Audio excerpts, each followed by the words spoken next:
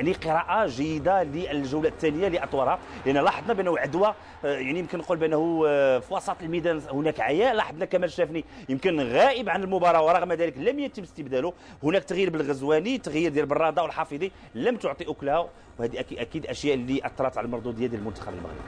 بالفعل الاخ هشام، فانا شخصيا وبكل صراحه هذا الانتصار ما كنصنفوش كانتصار ديال المنتخب التنزاني على المنتخب المغربي، بل هو انتصار لدهاء المدرب الدنماركي التنزاني على المدرب المغربي، لان كما قلتي فالمدرب التنزاني دار قراءه جيده لا للفريق ديالو ولا المنتخب المغربي، بدليل انه كان عارف مسبقا ان الناخب الوطني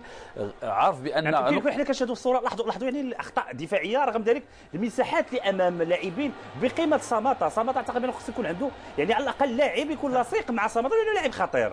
بالفعل كما قلت لك كان داير قراءه جيده، كان على علم مسبق ان حتى رشيد الطوسي داير قراءه المنتخب التنزاني وعارف نقاط القوه ديالو هو اللاعب توماس واللاعب ساماتا، فاحتفظ بديك الورقه الرابحه حتى الشوط الثاني. وحنا كنشوف بان دخول توماس كان هو المنعرج في المقابله، بحيث انه كيسجل وكيمرر كرات التسجيل. نعم، لاحظوا يعني الاهداف كيفاش كتسجل كاننا ما كاينش دفاع صحيح،